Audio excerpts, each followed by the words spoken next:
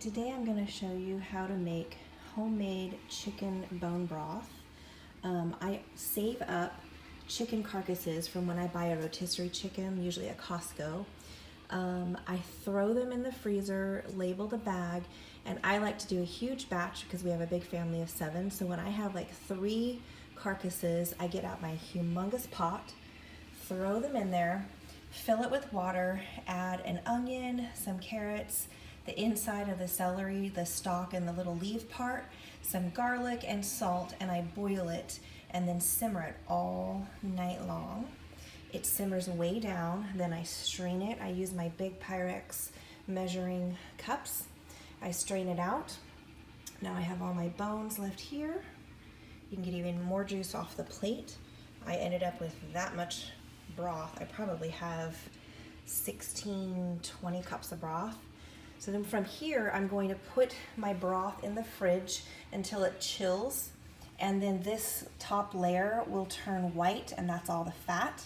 I will break that off, throw it away, and then warm up my broth again, taste it, add more salt if I need to, and then I usually measure it into 2-cup bags and put it in the freezer in a Ziploc, laying them flat to freeze, and I have homemade chicken bone broth that's super yummy and good for you for my recipes when I'm cooking.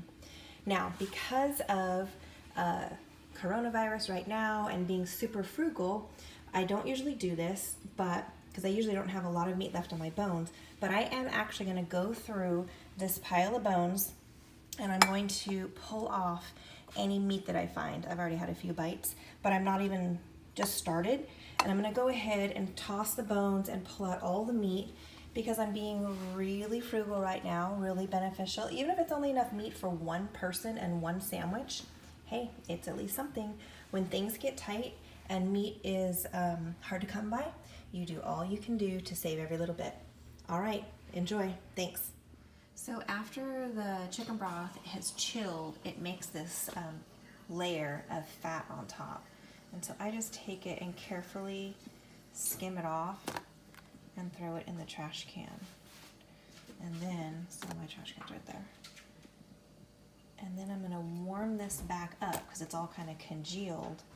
And then I will measure it into 2 cups at a time and put it in a Ziploc. Okay, that's it. Just take some time, that's all. Okay, now that I warmed up that, I took the grease off of my chicken broth, I warmed it back up, I tasted it, and added a fair amount of salt actually. And then I poured it up into my Pyrex and I did quart-size bags.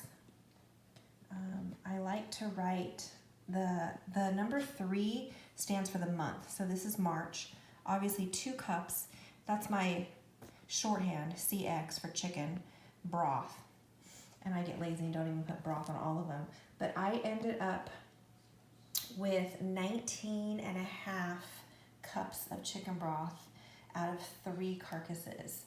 So I'm gonna lay these a few stacks at a time in the freezer flat, and then after they're frozen, you can stand them up in your freezer or keep them all stacked. You could probably stack 10 at a time once they're frozen. It's just tricky when you're initially freezing them, so I'll put them on maybe a cookie sheet or somewhere flat. So that is all my labor of love. It takes a little bit of time, but it's really not hard. And this is absolutely excellent broth for when you're sick. So if you have a sore throat and you can't eat much, warm up some broth. If you can eat a little bit, you can add noodles, carrots, onions, and again, warm that up, cook those vegetables, and then you've got a homemade soup. This is great for after surgery, cancer patients going through treatment, and especially postpartum moms who are healing and need to nourish their bodies. You've got this awesome pile and stock of chicken broth for whenever you need it, or your recipes. Usually I'm cooking stuff for at least 2 cups at a time, but obviously you could do 1 cup baggies too. But these are like the freezer quart bags, okay? Super yummy and really good for you to have on hand. Okay, after I deboned all of those chicken bones, it took me a while and I was very careful and thorough, but I got like 2 cups of chicken off all those bones. And then I went ahead and took out the carrots as well. I'm missing a few because I didn't think about it at first. because I usually toss them, but when you're in emergency preparedness and you're saving all of your food and reusing, and you know, there's no waste, I'm going to put them in a soup. So I've got chicken broth in there, some spinach that was the leftover that was about to go bad. I'm gonna make a tortellini soup, and it called for heavy cream, which I don't have, and don't know if the stores have it. So I'm gonna use evaporated milk, which provides some creaminess and you know, less fat too. And so I'm going to probably add maybe one more chicken breast to this because I have a big family. But when you're making soup and casseroles, you need a whole lot less meat, and it goes a lot further. And so I've been making a lot of soup.